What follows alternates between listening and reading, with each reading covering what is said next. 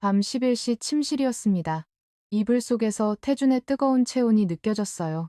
얼굴이 빨개진 채 거친 숨을 몰아쉬는 남편. 62세인 제 몸은 이미 한계였습니다. 여보, 오늘은 좀 조심스럽게 말을 꺼냈지만 소용없었어요. 태준은 멈추지 않았습니다. 이건 사랑이 아니었어요. 의무였고 복종이었으며 35년간 반복된 일상이었습니다. 서로를 느꼈지만 제 마음은 텅 비어 있었습니다. 온몸이 쑤셨고 숨이 가빠졌지만 소리내지 않았어요. 한 번으로 끝나지 않았죠. 밤새 계속됐습니다. 한 달에 90번, 하루 평균 3번. 이 지옥은 3개월 전부터 시작됐습니다. 태준이 발기부전 진단을 받은 후 비아그라를 먹기 시작하면서요. 새벽 2시가 되어서야 태준이 멈췄습니다. 그는 코를 골며 잠들었고 저는 천장을 바라봤어요. 이러다 내가 먼저 죽겠다. 그때 결심했습니다. 이혼하겠다고. 5일 후 저녁 식사 자리였습니다. 고급 식기들이 놓인 긴 테이블 앞에 가족 모두가 앉아 있었어요. 저는 포크를 천천히 내려놓았습니다. 이혼해요. 정적이 흘렀습니다. 태준의 얼굴이 굳어지고 아들 민재는 포크를 떨어뜨렸으며 딸수아는 눈을 크게 떴어요. 62세에 제가 이런 말을 할 줄은 꿈에도 몰랐습니다. 하지만 이 순간 저는 확신했습니다. 이것이 제가 살 수 있는 유일한 길이라는 걸요. 이 이야기는 5일 전부터 시작됩니다. 사연 시작 전 구독, 좋아요 한 번씩 눌러주세요. 그날도 밤 11시였습니다. 태준이 서재에서 나오더니 욕실로 향했어요. 물소리가 들리고 잠시 후 침실로 돌아온 그의 얼굴은 이미 빨개져 있었습니다. 면홍조 비아그라의 대표적인 부작용이죠. 3개월 전 발기부전 진단을 받은 후부터 시작된 일이었습니다. 태준은 약병을 서랍에 넣으며 이마를 짚었어요. 머리가 깨질 것 같네. 두통도 부작용 중 하나였습니다. 하지만 그는 멈추지 않았어요. 침대 가장자리에 앉은 그가 저를 돌아봤죠. 일위와 명령조였습니다. 35년 전 결혼식 날부터 변하지 않은 말투였어요. 저는 책을 덮고 일어났습니다.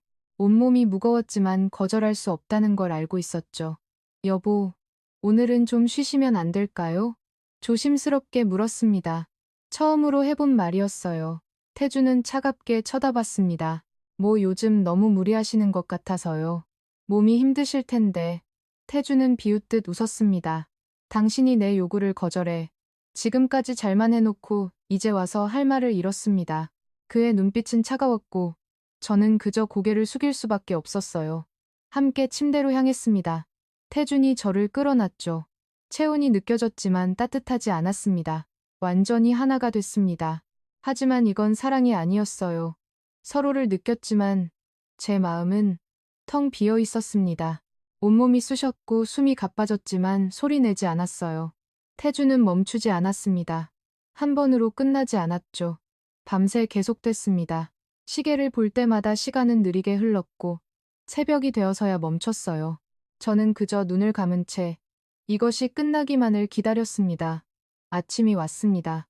태주는 아무 일 없다는 듯 일어나 욕실로 갔어요. 거울 앞에서 넥타이를 매던 그가 허리를 주무르며 중얼거렸습니다. 이상하게 요즘 계속 아프네. 허리 통증, 그것도 부작용이었습니다. 세면대 위에는 소화제가 놓여 있었어요. 속 더부룩함을 호소하며 매일 아침 먹는 약이었죠. 괜찮아요? 물었지만 대답은 없었습니다. 태주는 그저 양복 재킷을 걸치고 침실을 나갔어요. 현관문이 닫히는 소리가 들렸고 저는 침대에 그대로 누워 있었습니다. 온몸이 쑤셨습니다. 팔을 움직이기도 힘들었고 다리에는 힘이 하나도 없었어요. 천장을 바라보며 생각했습니다. 이러다 내가 먼저 죽겠다. 한 달에 90번, 하루 평균 3번, 때로는 4번, 5번까지 비아그라를 먹으면 태주는 멈추지 않았어요. 얼굴이 빨개지고 두통을 호소하고 세상이 파랗게 보인다고 중얼거리면서도 계속했습니다. 자존심 때문이었죠. 재벌 2세 회장이 발기부전으로 무너진다는 게 참을 수 없었던 겁니다. 저는 천천히 일어나 거울을 봤습니다. 62세 여자의 얼굴이 비쳤어요. 나이에 비해 관리는 잘했다는 말을 들었지만 요즘은 눈밑이 검어지고 입가에 주름이 깊어졌습니다. 요가를 하고 필라테스를 다니고 식단을 관리해도 지쳐가는 몸은 숨길 수 없었어요. 부엌으로 가서 아침 준비를 시작했습니다. 35년간 해온 일이었죠. 밥을 짓고 국을 끓이고 반찬을 차렸습니다. 하지만 오늘따라 손이 떨렸어요. 칼질을 하다가 손가락을 베일 뻔했고 냄비를 들다가 떨어뜨릴 뻔했습니다. 식탁에 앉아 혼자 밥을 먹었습니다. 입으로 들어가지만 맛이 없었어요. 씹고 삼키고 다시 젓가락을 들었지만 먹는 게 아니라 그냥 의무적으로 하는 것 같았습니다. 핸드폰이 울렸습니다. 장남 민재였어요. 어머니, 오늘 저녁 집에 갈게요. 수아도 부르세요. 아버지, 건강검진 때문에 드릴 말씀이 있어요. 건강. 그 단어가 귀가에 맴돌았습니다. 태준의 건강이 걱정된다는 건지, 아니면 회사 일 때문에 건강검진 결과가 필요하다는 건지 알 수 없었어요. 알겠어. 짧게 대답하고 전화를 끊었습니다. 창밖을 봤어요. 겨울 햇살이 차갑게 내려앉아 있었습니다. 정원의 나무들은 앙상했고 하늘은 회색빛이었죠. 문득 생각했습니다. 내가 언제까지 이렇게 살아야 하나? 태준이 약을 끊을 리 없었어요. 자식들에게 말하기도 뭐하고 저는 계속 참아야겠죠. 62세까지 참았으니 70세까지도 참을 수 있을까요? 아니면 그 전에 제가 먼저 쓰러질까요? 식탁을 치우고 설거지를 하고 거실을 정리했습니다. 로봇처럼 움직였어요. 생각을 멈추고 감정을 지우고 그저 손이 시키는 대로 몸을 움직였습니다. 오후가 되자 온몸이 더 쑤셨습니다. 소파에 앉아 TV를 켰지만 무슨 내용인지 하나도 들어오지 않았어요. 화면 속 사람들은 웃고 떠들었지만 저는 그저 멍하니 바라볼 뿐이었습니다. 저녁 6시 현관문이 열렸습니다. 남편 태준이 돌아왔어요. 회사 일이 일찍 끝났나 봅니다. 그는 소파에 앉으며 넥타이를 풀었죠. 저녁 준비됐어? 곧 차릴게요. 일어나 부엌으로 갔습니다. 미리 준비해둔 음식들을 데우고 상을 차렸어요. 민재와 수아가 온다고 했으니 평소보다 조금 더 신경 써서 차렸습니다. 그때 태준이 서재로 들어가는 모습이 보였어요. 서랍을 여는 소리, 물소리, 가슴이 답답했습니다. 숨이 막히는 것 같았어요. 부엌 싱크대를 붙잡고 심호흡을 했습니다. 오늘 밤은 편하게 지나갔으면 그 생각이 머릿속을 가득 채웠습니다. 다음날 오후 2시 거실에 아들 민재와 딸 수아가 있었습니다. 저는 커피와 다가를 준비해 테이블에 놓았어요. 평소라면 가벼운 인사로 시작했겠지만 오늘은 달랐습니다. 입을 열기도 전에 가슴이 답답했죠. 민재야, 수아야, 엄마가 할 말이 있어. 두 사람이 저를 쳐다봤습니다. 민재는 커피잔을 들고 수아는 핸드폰을 내려놓았어요. 저는 숨을 깊이 들이마시고 말을 이어갔습니다. 아버지가 요즘 너무 무리하셔서 걱정이야. 약도 과하게 드시고 말끝을 흐렸습니다. 구체적으로 말하기가 민망했어요. 하지만 이 정도면 자식들이 알아들을 거라고 생각했습니다. 민재가 커피를 한 모금 마시고는 차갑게 말했어요. 그 정도는 아버지가 알아서 하시지 않을까요? 귀를 의심했습니다. 제가 잘못 들은 건가 싶어 민재를 똑바로 봤어요. 하지만 그의 표정은 진지했고 눈빛은 단호했습니다. 민재야, 그게 무슨 가슴이 답답했습니다. 수아에게 눈을 돌렸어요. 딸이라면 이해해주지 않을까 기대했습니다. 수아야, 너는. 수아는 핸드폰만 보며 시큰둥하게 말했습니다. 엄마, 또 시작이야? 우리가 뭘 어떻게 해줘요? 그게 아니라 아버지 건강이 너무 건강검진 결과 다 정상이시던데요. 회사에서 매년 하시잖아요. 민재가 끼어들었습니다. 저는 할 말을 잃었어요. 자식들이 이렇게 냉정할 줄은 몰랐습니다. 아니, 어쩌면 알고 있었는지도 몰라요. 그저 인정하고 싶지 않았던 것뿐이죠. 알겠어. 그냥 엄마가 걱정돼서 한 말이야. 어머니도 나이 드셨으니까 좀 예민하신가 봐요. 갱년기 우울증도 있다던데 병원 한번 가보세요. 수아가 일어서며 말했습니다. 가방을 들고 현관으로 향하는 딸의 뒷모습을 보며 눈시울이 뜨거워졌어요. 민재도 따라 일어섰습니다. 저도 가봐야겠어요. 회의가 있어서요. 밥은 먹고 가. 괜찮아요. 바빠서요. 두 사람이 나간 후 거실은 텅 비었습니다. 커피 잔들만 덩그러니 남아 있었어요. 저는 소파에 주저앉았습니다. 자식들마저 제 편이 아니었습니다. 35년간 키우고 돌보고 모든 걸 희생했는데 이게 답인가요? 눈물이 흘렀습니다. 소리내지 않고 조용히 울었어요. 가족이란 뭘까요? 혈육이란 뭘까요? 결국 저는 혼자였습니다. 저녁이 되었습니다. 태준이 퇴근했고 저는 마음을 가다듬고 저녁상을 차렸어요. 자식들이 다녀간 이야기는 하지 않았습니다. 해봤자 소용없으니까요. 식사를 마친 태준이 서재로 들어갔습니다. 설거지를 하던 제 귀에 서랍 여는 소리가 들렸어요. 약병 소리, 물 마시는 소리. 오늘은 평소보다 소리가 더 크게 들렸습니다. 서재 문이 열리고 태준이 나왔어요. 얼굴이 평소보다 더 빨갛게 달아올라 있었습니다. 이마에 땀이 맺혀 있었고 눈은 충혈되어 있었죠. 오늘은 효과가 약한 것 같아서 2알 먹었어. 2알? 평소보다 2배였습니다. 가슴이 철렁했어요. 여보, 그러시면 안 돼요. 의사 선생님이 내 몸은 내가 알아서 한다. 말을 끊고는 침실로 향했습니다. 저는 설거지를 마저 하고 뒤따라 들어갔어요. 태주는 이미 침대에 누워 저를 기다리고 있었습니다. 불을 끄고 침대로 갔습니다. 태준이 저를 끌어안았어요. 체온이 평소보다 뜨거웠고 숨소리가 거칠었습니다. 관계가 시작됐습니다. 중간쯤 됐을 때 태준이 이상한 말을 했어요. 여보, 세상이 왜 이렇게 파랗게 보이지? 예, 불빛도 파해. 침대 시트도 파랗고 이상하네. 시야청색증 비아그라, 부작용 중 하나라는 걸 어디서 읽은 적이 있었습니다. 심장이 쿵쿵 뛰었어요. 이건 정말 위험한 신호였습니다. 여보, 그만하고 병원에 괜찮아. 태주는 멈추지 않았습니다. 어지럽다고 중얼거리면서도 계속했어요. 완전히 하나가 됐지만 제 마음속에는 공포만 가득했습니다. 이건 사랑이 아니었어요. 관기였고 집착이었으며 자기 파괴였습니다.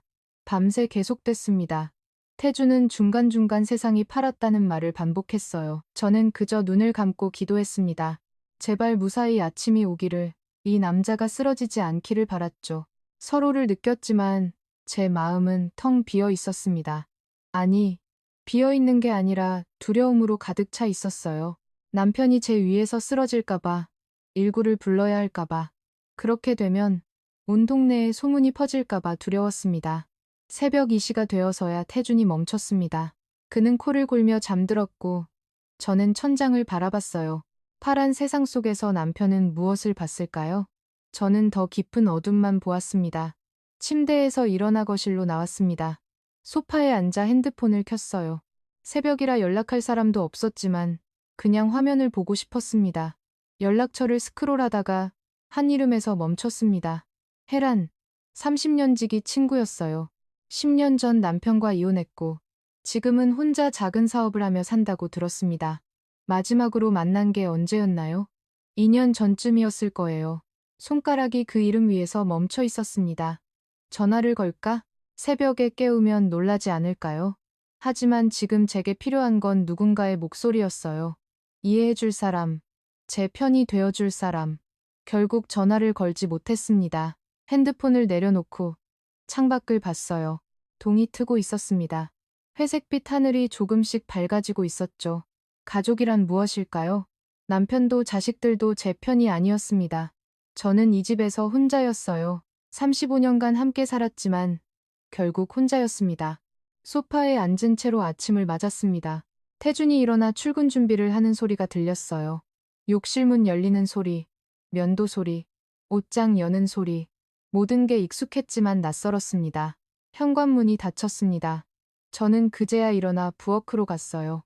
아침 준비를 해야 했지만 오늘은 누굴 밥을 하는지 모르겠었습니다. 싱크대에 손을 짚고 고개를 떨궜습니다. 눈물이 뚝뚝 떨어졌어요. 나는 누구일까? 아내도 아니고 엄마도 아니고 그저 이 집의 가정부일까? 그 생각이 머릿속을 채웠습니다. 그리고 또 다른 생각이 떠올랐어요. 이혼 그 단어가 어제보다 더 선명하게 들렸습니다. 이틀이 지났습니다. 밤10시 태주는 또 약을 먹었어요. 이번에도 2알이었습니다. 저는 말리지 않았습니다. 말려봤자 소용없다는 걸 알았으니까요. 그날 밤도 똑같았습니다. 침실 불을 끄고 침대로 향하고 태준의 뜨거운 체온을 느꼈어요. 밤 11시, 12시, 1시 시간이 흘렀지만 태준은 멈추지 않았습니다. 새벽 2시가 넘었을 때 저는 지쳐서 잠들었어요. 얼마나 잤을까요? 갑자기 비명소리에 잠에서 깼습니다. 으악, 태준이 침대에서 일어나 있었어요. 얼굴이 일그러져 있었고 2손으로 이불을 움켜쥐고 있었습니다. 시계를 봤어요. 새벽 3시 15분이었습니다. 여보, 왜 그래요? 안 가라앉아. 4시간째야. 순간 무슨 말인지 알아챘습니다. 지속 발기증 의학 기사에서 본 적이 있었어요.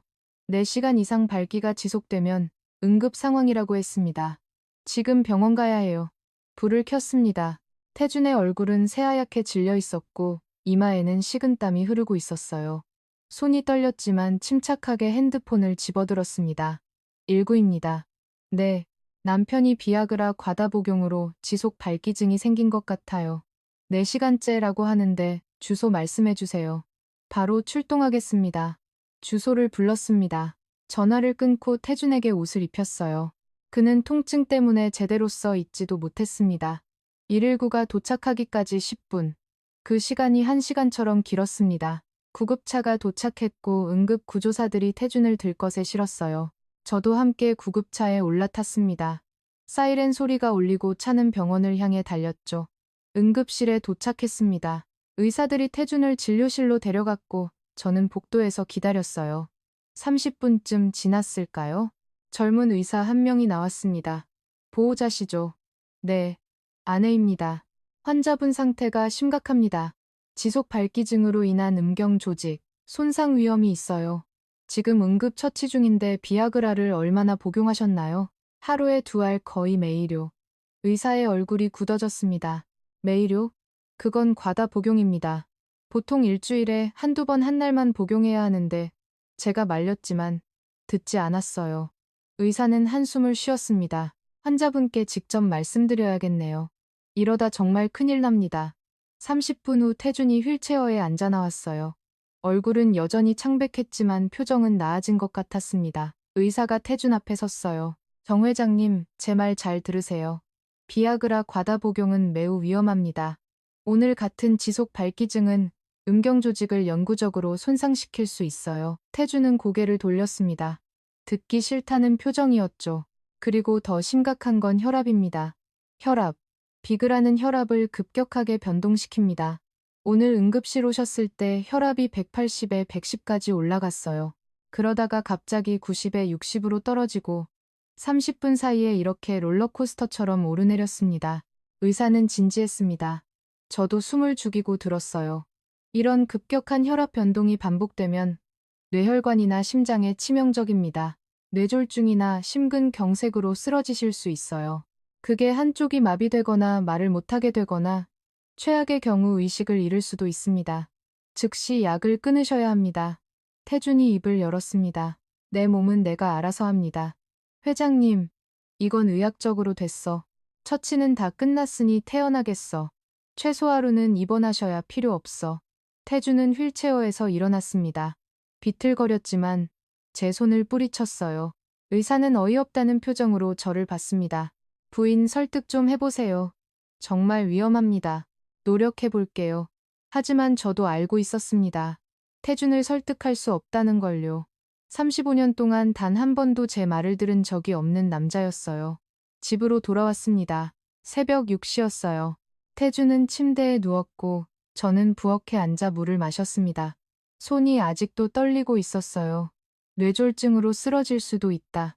의사의 말이 머릿속에서 맴돌았습니다. 그런데 이상했어요.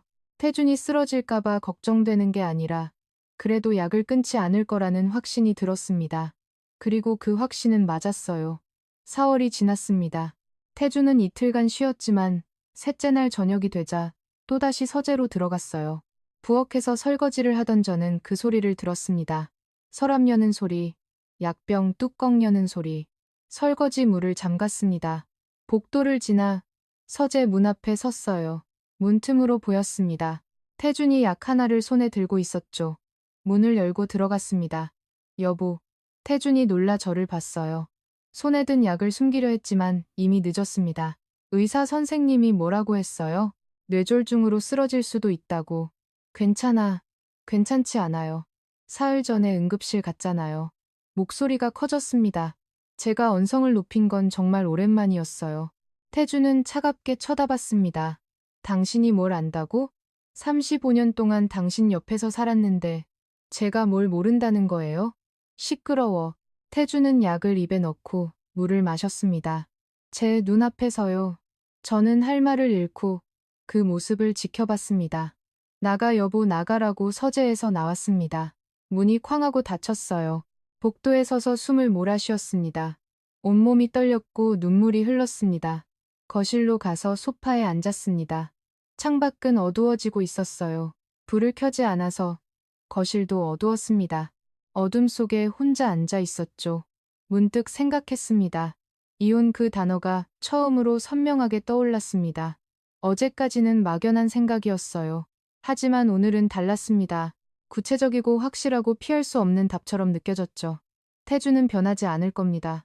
약을 끊지 않을 거고 의사 경고도 무시할 거예요. 그러다 정말 쓰러지거나 아니면 제가 먼저 무너지거나 둘 중 하나였습니다. 저는 무너지고 싶지 않았어요. 핸드폰을 꺼냈습니다.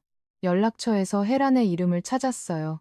손가락이 통화 버튼 위에서 멈췄습니다. 전화를 걸까요? 30년 지기 친구에게 이 이야기를 할 수 있을까요? 고민하다가 문자를 보냈습니다. 혜라, 나 은희야. 시간 되면 만날 수 있을까? 할 얘기가 있어. 답장은 금방 왔습니다. 은희야, 오랜만이다. 당연하지. 언제 어디서 볼까? 내일 오후 2시. 네가 자주 가던 그 카페 알았어. 내일 봐. 핸드폰을 내려놓았습니다. 가슴이 두근거렸어요. 무서웠지만 동시에 희망도 느껴졌습니다. 혜란이라면 이해해 줄 거예요. 혼자가 아니라는 것만으로도 힘이 날 것 같았습니다. 서재 문이 열리는 소리가 들렸습니다. 태준이 나와 침실로 향했어요. 저는 일어나지 않았습니다. 어둠 속에 그대로 앉아 있었죠. 오늘 밤도 똑같을 겁니다. 태준이 저를 부를 거고 저는 응할 거예요. 하지만 이제 알았습니다. 이게 끝이 아니라는 걸요. 내일 혜란을 만나면 이 모든 이야기를 할 겁니다. 그리고 묻겠죠. 나 어떻게 해야 할까? 다음날 오후 2시 약속 장소인 카페에 도착했습니다. 명동 한복판에 있는 작은 카페였어요. 혜란이 자주 가던 곳이라고 했었죠. 문을 열고 들어가자 혜란이 손을 흔들었습니다. 은희야, 2년 만에 보는 얼굴이었습니다. 혜란은 여전히 밝았어요. 단발머리에 청바지를 입은 모습이 자유로워 보였습니다. 저는 테이블에 앉아 가방을 내려놓았어요. 오랜만이다. 혜란아, 진짜 오랜만이야. 커피 시킬까? 아니면 차. 아무거나 좋아. 혜란이 커피 2잔을 주문했습니다. 웨이터가 자리를 뜨자 혜란이 저를 똑바로 봤어요. 얼굴이 안 좋아 보이네. 무슨 일 있어? 말문이 막혔습니다. 어디서부터 시작해야 할까요? 커피가 나왔고 저는 잔을 들었다가 다시 내려놓았어요. 손이 떨렸습니다. 혜란아, 목이 메웠습니다. 눈물이 핑 돌았어요.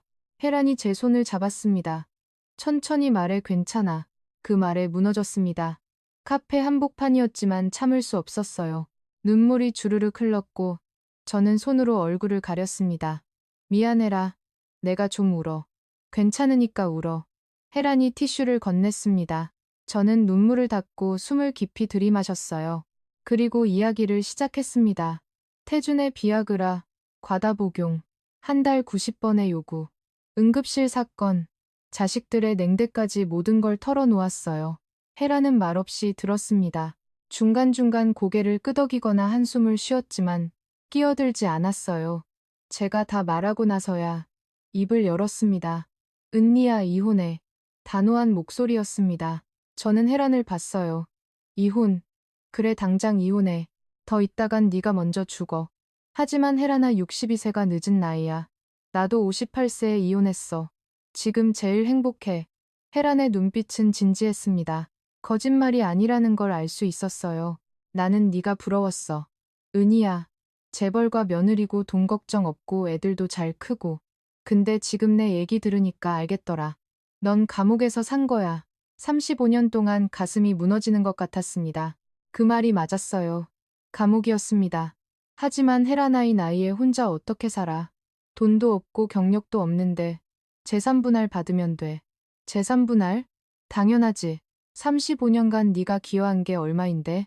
집안 관리하고 애들 키우고 시집살이하고 그게 다 돈이야. 생각해 본 적 없었습니다. 재산 분할 그런 게 가능할까요? 태준이 순순히 줄 것 같아? 안 주면 법으로 받는 거지. 내가 좋은 변호사 알아. 소개해 줄게. 혜란이 핸드폰을 꺼내 번호를 찾았습니다. 그리고 제 핸드폰에 연락처를 보냈어요. 여기 전화해봐. 이혼 전문 변호사야. 나도 이 사람한테 도움받았어. 오늘 당장, 오늘 당장 미루면 못해. 내가 잘 알잖아.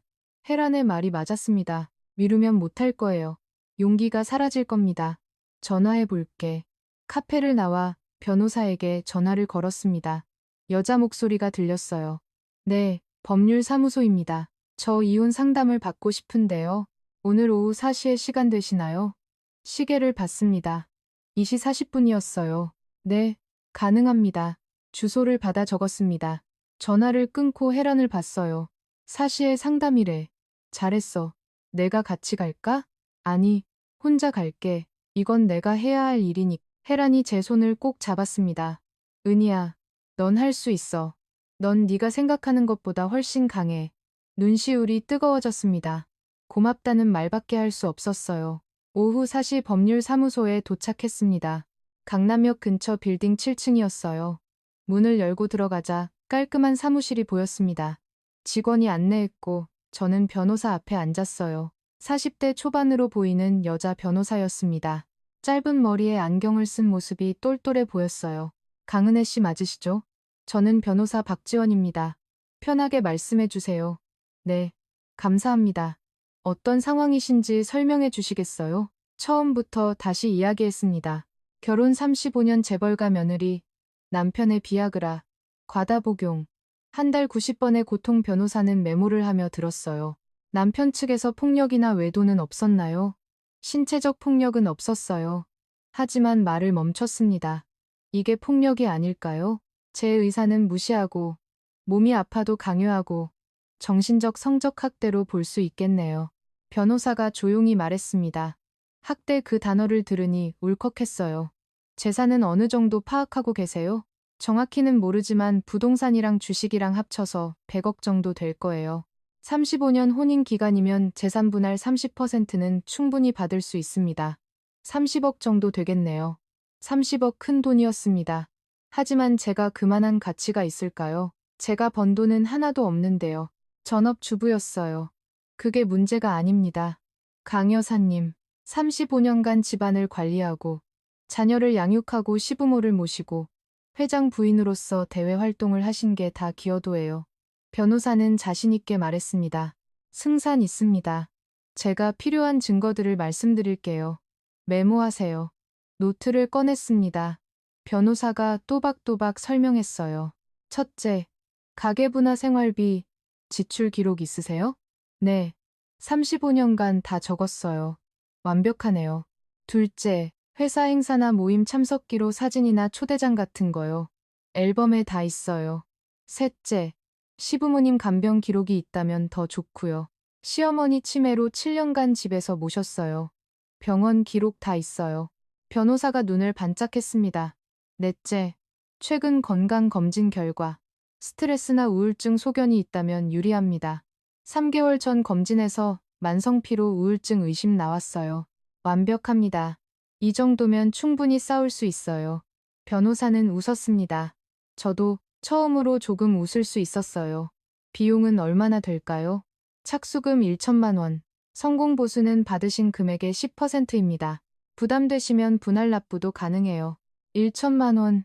큰 돈이었지만 해야 했습니다. 일주일 안에 입금하겠습니다. 좋습니다. 그럼 우선 이혼 의사를 남편 측에 전달하시고 증거 서류들을 준비해 주세요.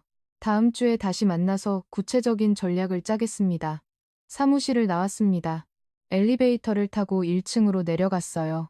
건물 밖으로 나오자 저녁 해가 기울고 있었습니다. 핸드폰이 울렸습니다. 회란이었어요. 어떻게 됐어? 변호사님이 승산 있대. 그럼 됐다. 은희야, 잘했어. 전화를 끊고 거리를 걸었습니다. 사람들이 오가고 차들이 지나가고 세상은 여전히 돌아가고 있었어요. 하지만 제 세상은 달라지고 있었습니다. 집으로 돌아가는 택시 안에서 창밖을 봤습니다. 빌딩 불빛들이 하나둘 켜지고 있었어요. 생각했습니다. 35년간 모든 기록이 남아있다. 가계부 사진, 시어머니, 간병일지까지. 이제 그것들이 내 무기가 될 차례다. 두려웠습니다. 태준에게 이혼을 말하는 순간이 무서웠어요. 자식들의 반응도 무서웠고 앞으로 펼쳐질 싸움도 무서웠습니다. 하지만 동시에 확신도 들었어요. 이대로는 살 수 없다는 것, 변해야 한다는 것, 62세는 늦은 나이가 아니라는 것.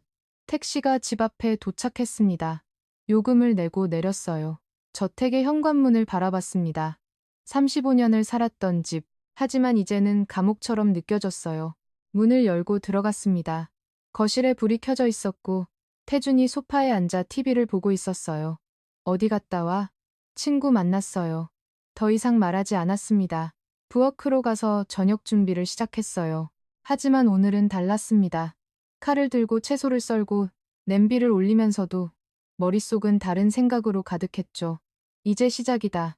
그 생각이 저를 지탱해 주었습니다. 이틀 후 저녁 식사 자리를 준비했습니다. 평소보다 신경 써서 상을 차렸어요. 태준이 좋아하는 갈비찜, 민재가 좋아하는 된장찌개, 수아가 좋아하는 나물들. 마지막 만찬 같았습니다. 오후 6시 민재와 수아가 도착했어요. 태준도 회사에서 일찍 들어왔습니다. 네 사람이 테이블에 둘러앉았죠. 저는 자리에 앉기 전에 심호흡을 했어요. 손이 떨렸지만 결심은 확고했습니다. 식사가 시작됐습니다. 젓가락 소리, 그릇 부딪히는 소리만 들렸어요. 평소처럼 가벼운 대화도 없었습니다. 긴장감이 감돌았죠. 저는 포크를 천천히 내려놓았습니다. 세 사람이 저를 봤어요. 입을 열었습니다. 이혼해요. 정적이 흘렀습니다. 태준의 손이 멈췄고 민재는 포크를 떨어뜨렸으며 수아는 눈을 크게 떴어요. 5초, 10초, 시간이 멈춘 것 같았습니다. 태준이 먼저 입을 열었습니다. 비웃듯 웃으며 말했어요. 뭐 이혼? 네, 이혼하겠습니다. 갑자기 무슨 소리야? 갑자기가 아니었습니다. 35년을 참았어요. 하지만 설명할 필요는 없었죠.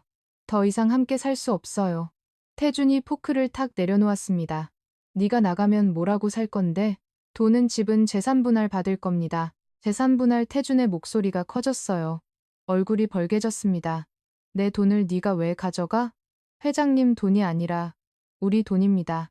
35년간 제가 기여한 몫이 있어요. 회장님. 그 호칭을 쓰는 순간 태준의 표이 굳어졌습니다.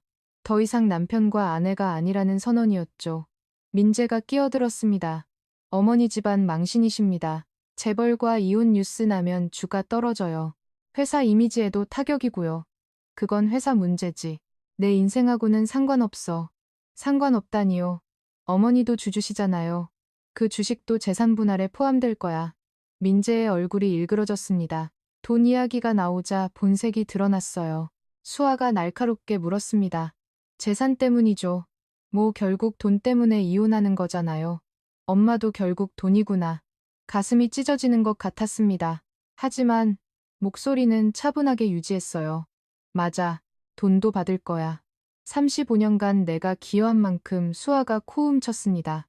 귀여집에서 밥만 하고 청소하신 게 기여예요? 수아야, 사실이잖아요. 아버지가 돈 벌어 오신 거고 엄마는 그냥 쓰기만 하신 거고. 참았습니다. 화를 내면지는 거였어요. 대신 천천히 말했습니다. 너희 둘 낳아서 키웠어. 할머니 치에 걸렸을 때 7년간 집에서 모셨고 회사 행사 200번 넘게 참석했지. 그게 다 공짜였을까? 민재가 반박했습니다. 그건 아내의 당연한 역할 아닙니까? 그래, 당연한 역할이었어. 35년 동안 이제 그 역할의 대가를 받으려는 거야. 태준이 주먹으로 테이블을 쳤습니다. 그릇들이 덜컹거렸어요. 한 푼도 못 가져가. 그건 법이 정할 일입니다. 감히 나한테 법으로 맞서겠다고? 네, 조용히 대답했습니다. 태준은 제 눈을 똑바로 봤어요. 35년 만에 처음으로 제가 그 시선을 피하지 않았습니다. 하지만 회장님 돈보다 중요한 게 있어요. 뭔데? 나도 사람으로 살고 싶다는 겁니다. 태준이 비웃었습니다. 사람으로 살고 싶다고? 35년 동안 뭘 했는데? 35년 동안 물건으로 살았어요. 회장님 소유물로요. 뭐라고? 이제 그만하고 싶어요. 사람으로 대접받고 싶습니다. 자리에서 일어났습니다. 세 사람이 저를 봤어요. 놀란 표정, 환난 표정, 당황한 표정이 뒤섞여 있었습니다. 내 법원에 소송 제기할 겁니다. 변호사는 이미 선임했어요. 당장 나가. 태준이 소리쳤습니다. 저는 고개를 끄덕였어요.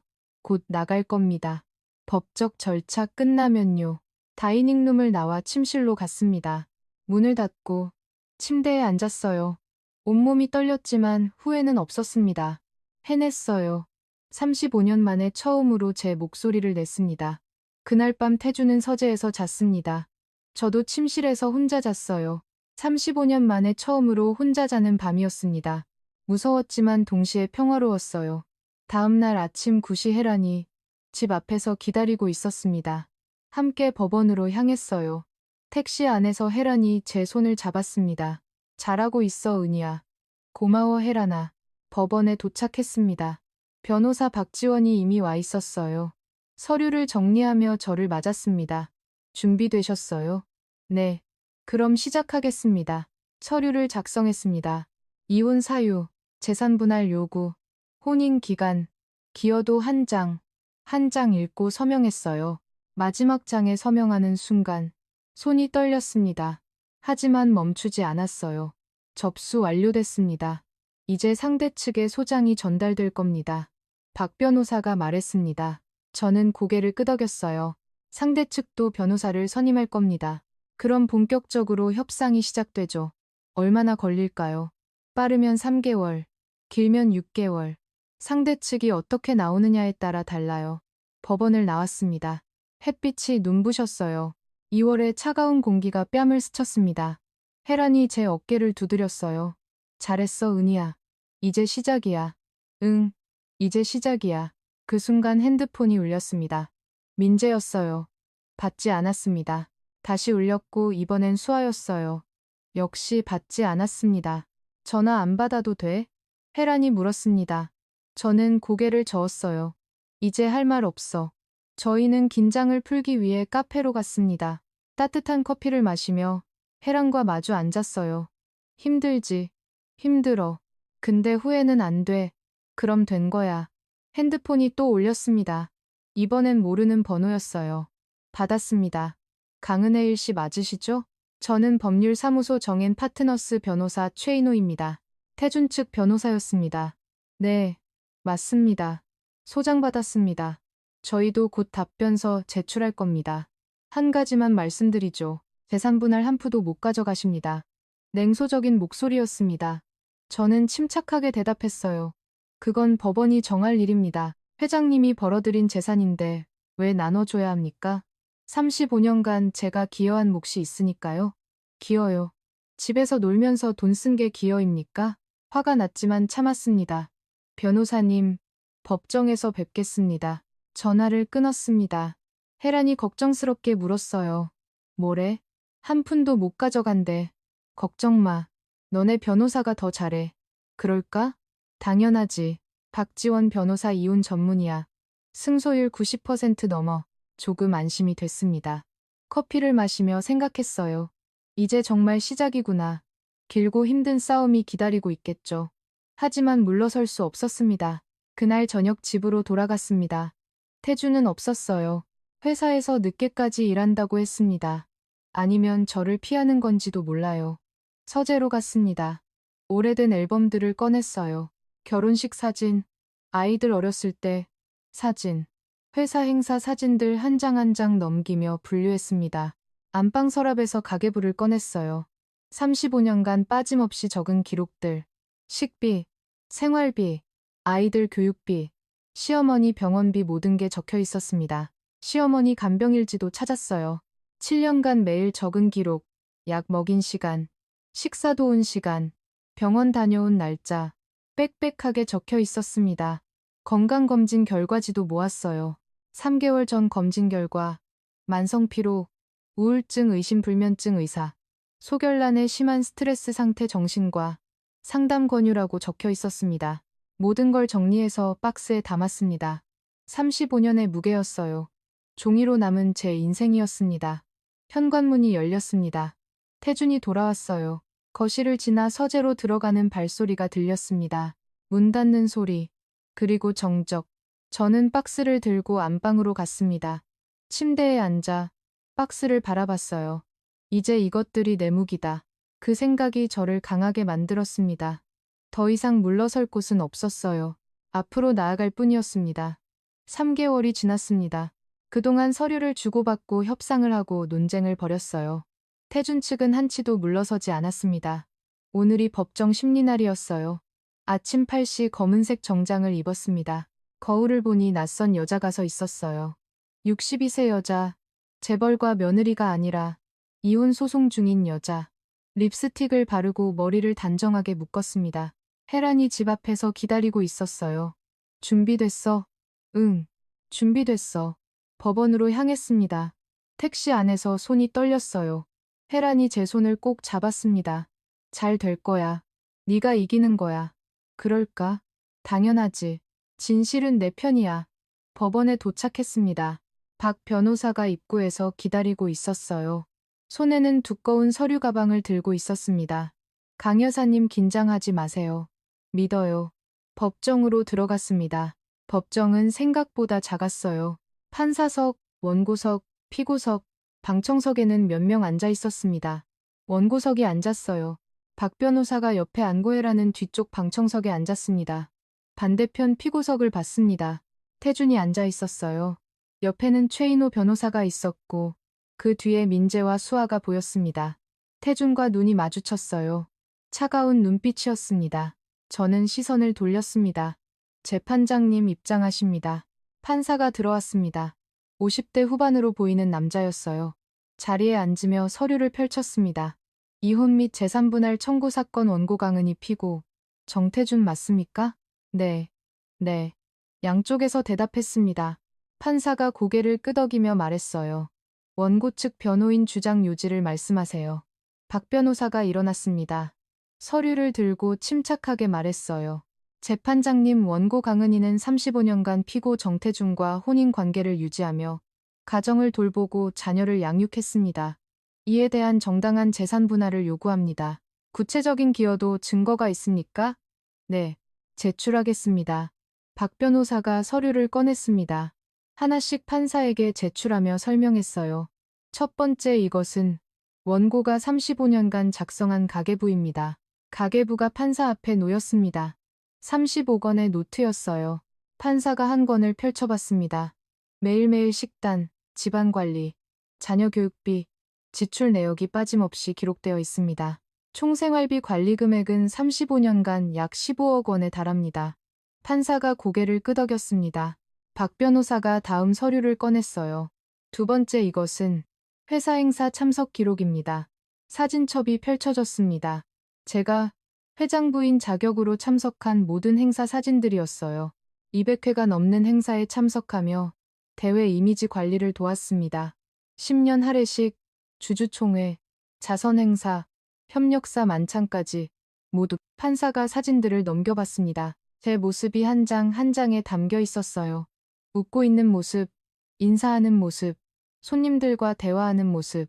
박 변호사가 세 번째 서류를 들었습니다. 세 번째, 이것은 시부모 간병 기록입니다. 간병 일지가 제출됐어요. 7년치였습니다. 시어머니께서 치매에 걸리셨을 때 원고는 요양원이 아닌 집에서 직접 돌봤습니다.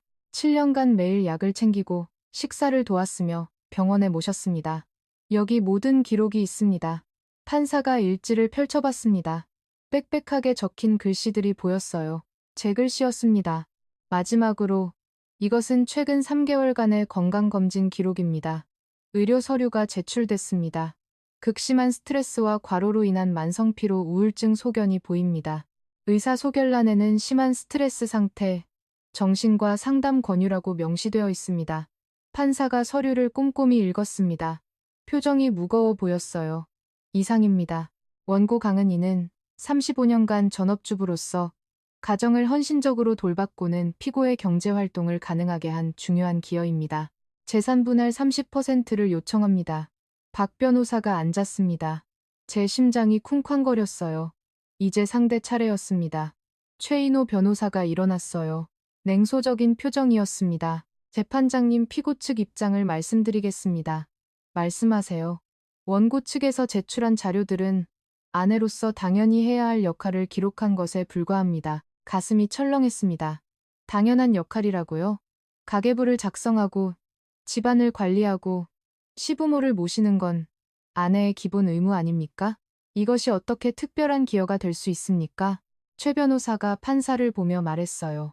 게다가 원고는 35년간 경제활동을 한 적이 없습니다. 피고가 벌어들인 재산은 전적으로 피고의 능력과 노력으로 이룬 것입니다. 박 변호사가 벌떡 일어났습니다. 이해 있습니다. 판사가 손을 들었어요. 원고 측 변호인 반박하세요. 박 변호사가 단호하게 말했습니다. 재판장님, 상대 측 주장은 전업주부의 노동 가치를 완전히 무시하는 발언입니다. 계속하세요. 35년간 원고가 가정을 관리하고 자녀를 양육한 덕분에 피고는 안심하고 경제활동에 전념할 수 있었습니다. 이것이 바로 기여도입니다. 박 변호사의 목소리에 힘이 실렸어요. 만약 원고가 이 모든 일을 하지 않았다면 어땠을까요? 가정부를 고용해야 했을 겁니다. 간병인도 고용해야 했고요. 회사 행사마다 동반자를 구해야 했을 겁니다. 그 비용이 얼마나 될까요? 판사가 고개를 끄덕였습니다. 박 변호사가 말을 이었어요. 35년간 원고가 수행한 역할의 경제적 가치를 환산하면 최소 20억 원 이상입니다. 재산 분할 30%는 오히려 보수적인 요청입니다. 그렇다면 35년간 그 당연한 역할을 수행한 대가를 정당하게 인정받아야 하지 않겠습니까? 최 변호사가 말이 막혔습니다. 반박하려 했지만 입만 번긋거렸어요. 판사가 서류들을 다시 봤습니다. 한참을 고민하더니 입을 열었어요. 증거자료 검토 결과 원고의 가정, 내 기여도가 명확하게 인정됩니다. 숨이 멎는 것 같았습니다.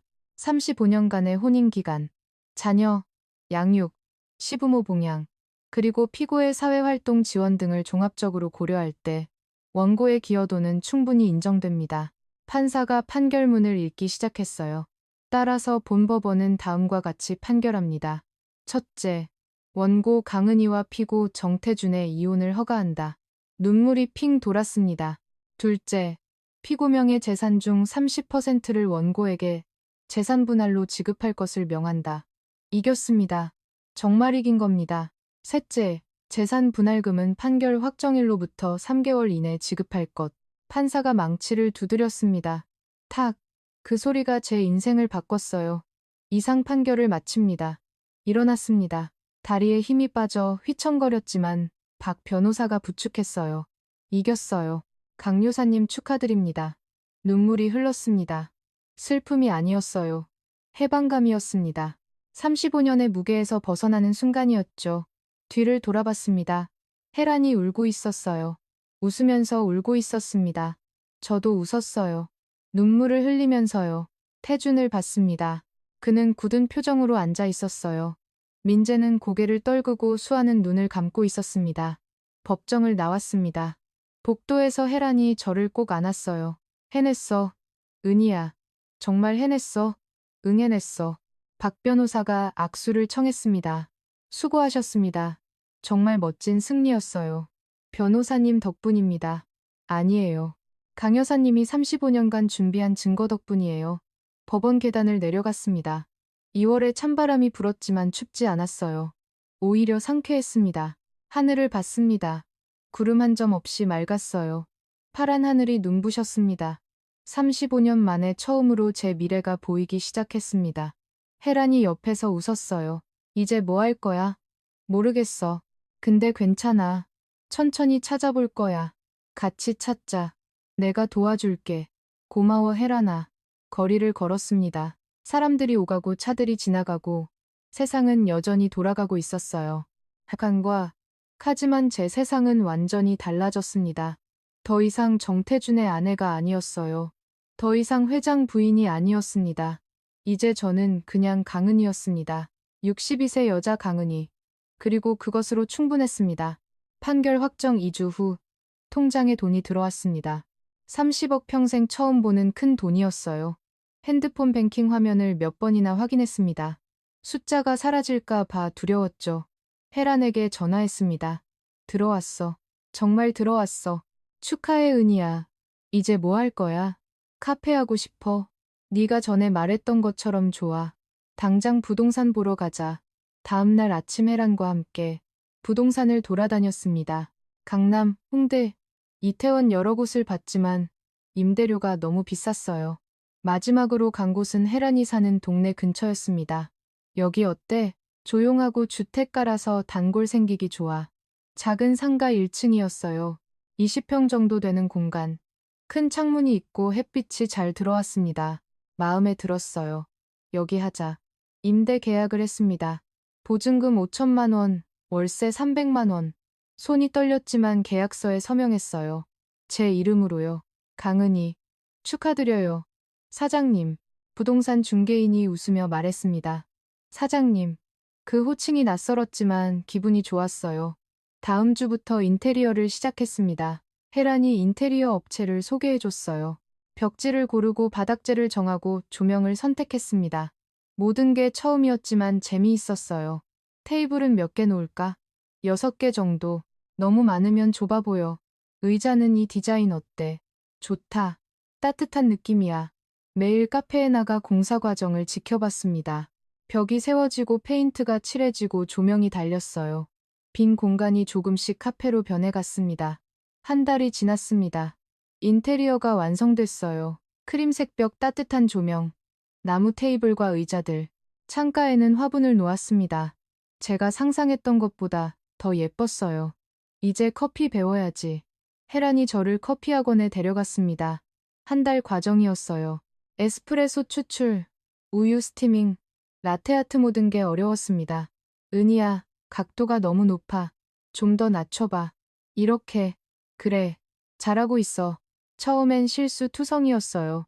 커피를 태우고 우유를 흘리고 라테트는 엉망이었습니다. 하지만 포기하지 않았어요.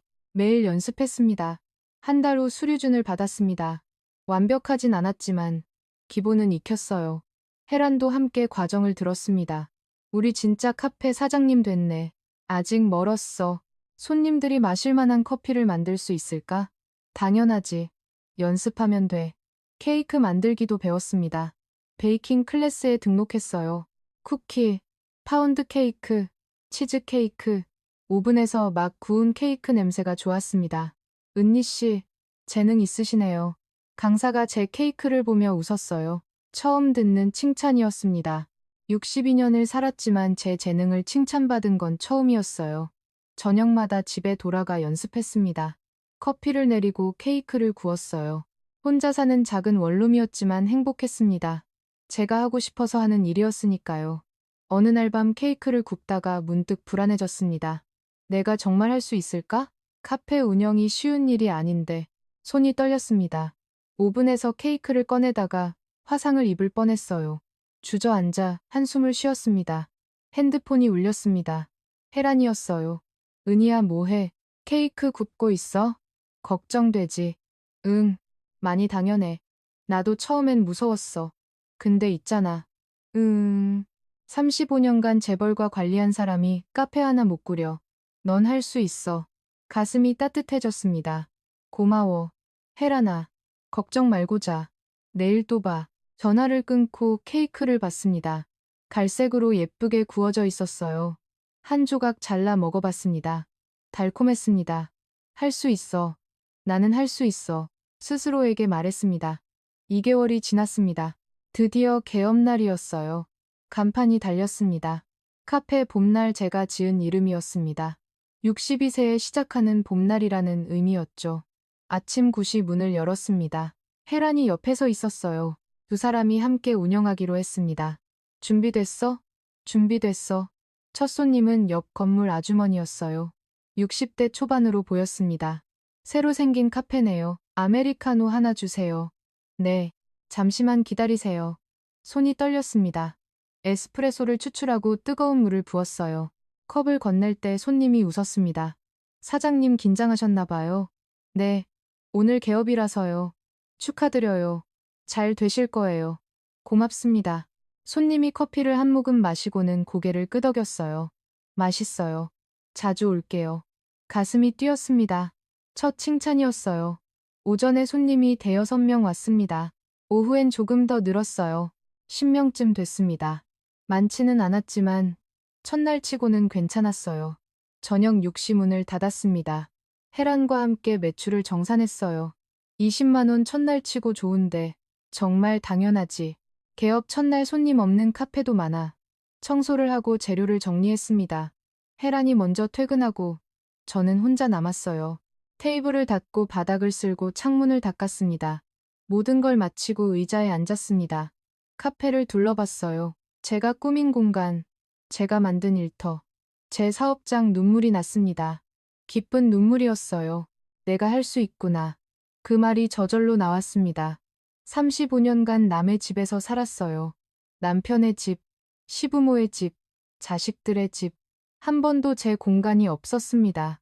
하지만 이제 달랐어요. 이곳은 제 공간이었습니다.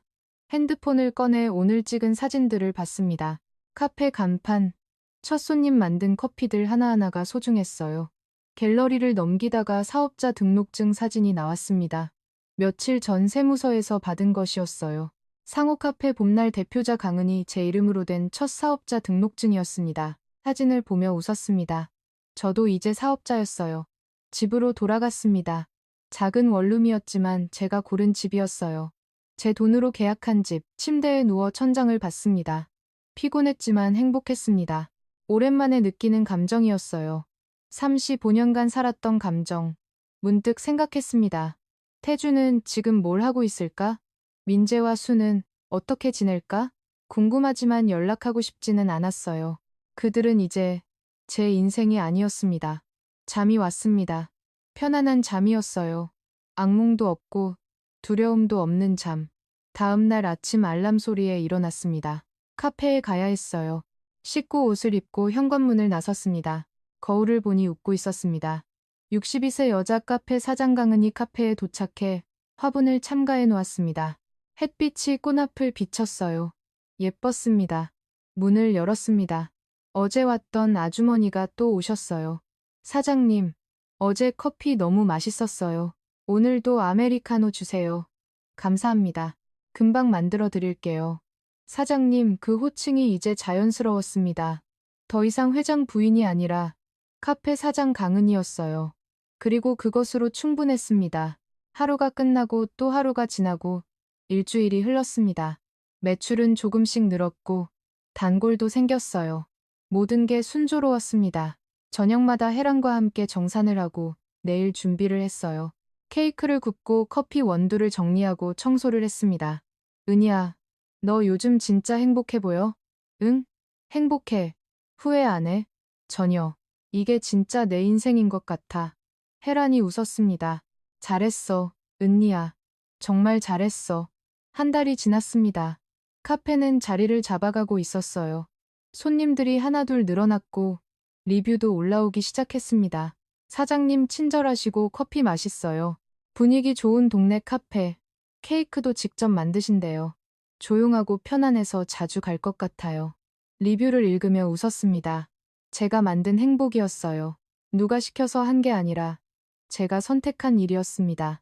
문을 닫고 마지막 정리를 했습니다. 창밖으로 보니 내려앉고 있었어요. 3월이었습니다. 정말 봄이 왔습니다. 의자에 앉아 하루를 돌아봤습니다. 오늘도 좋은 하루였어요. 개업 3개월이 지났습니다. 5월이었어요. 카페는 단골 손님들로 북적했습니다. 아침마다 출근길에 들르는 직장인, 오후에 책을 읽으러 오는 학생들, 저녁에 차 한잔 하러 오는 동네 주민들. 모두 제게 사장님이라고 불렀어요. 하루 매출은 평균 50만 원 정도 됐습니다. 많은 돈은 아니었지만 제가 번 돈이었어요. 누가 시켜서가 아니라 제 손으로 만든 수익이었습니다. 요즘 제 일상은 평화로웠어요. 아침 7시에 일어나 카페로 출근하고 저녁 7시에 문을 닫았습니다. 집에 돌아와 간단히 저녁을 먹고 와인 한 잔 마시며 책을 읽었어요. 주말에는 혜란과 영화를 보러 가거나 전시회를 다녔습니다. 혼자 사는 일이 외롭지 않았어요. 오히려 편했습니다. 아무도 저를 부르지 않았고 아무도 요구하지 않았으며 아무도 명령하지 않았어요. 제 시간은 온전히 제 것이었습니다. 어느 금요일 오후 3시였습니다. 손님이 뜸한 시간이었어요. 혜란은 재료 주문하러 나갔고 저는 혼자 카운터에서 설거지를 하고 있었습니다. 문이 열렸습니다. 손님이 들어왔어요. 고개를 들어보니 수아였습니다. 3개월 만이었어요. 수아는 조금 수척해 보였습니다. 머리도 짧게 자르고 화장도 연하게 했어요. 어서 오세요. 평소처럼 인사했습니다. 수아는 어색하게 웃으며 자리에 앉았어요. 앉으세요. 뭘 드릴까요? 아메리카노요. 알겠습니다. 커피를 내렸습니다. 손이 떨리지 않았어요. 침착하게 에스프레소를 추출하고 물을 부었습니다. 컵을 들고 테이블로 갔어요. 여기 있습니다. 수아가 커피를 받았습니다. 저는 카운터로 돌아가려 했어요. 그때 수아가 말했습니다. 엄마 잠깐만요. 멈춰 섰습니다. 수아를 봤어요. 딸의 눈이 촉촉했습니다. 앉아 주실래요? 망설이다가 앞자리에 앉았습니다. 수아가 커피를 한 금 마셨어요. 맛있네요. 고마워. 침묵이 흘렀습니다. 수아가 입을 열었어요. 엄마 미안해요. 예상 못한 말이었습니다. 수아의 눈에서 눈물이 흘렀어요. 그때 왜 그랬는지 이제 알 것 같아요. 수아야 들어주세요. 꼭 하고 싶은 말이 있어요. 수아가 눈물을 닦았습니다. 저는 엄마가 그냥 돈 때문에 이혼한다고 생각했어요. 재산분할 받으려고. 근데 아니었어요. 그럼 엄마는 살려고 그랬던 거죠. 살기 위해 떠난 거였어요. 가슴이 뜨거워졌습니다. 수아가 이해하고 있었어요. 아버지, 요즘 많이 안 좋으세요. 예상했던 말이었습니다. 한 달 전에 쓰러지셨어요. 뇌졸 중이었어요. 가슴이 철렁했습니다. 하지만 놀라지는 않았어요. 지금은 어떠신데? 오른쪽이 마비되셔서 휠체어 타세요.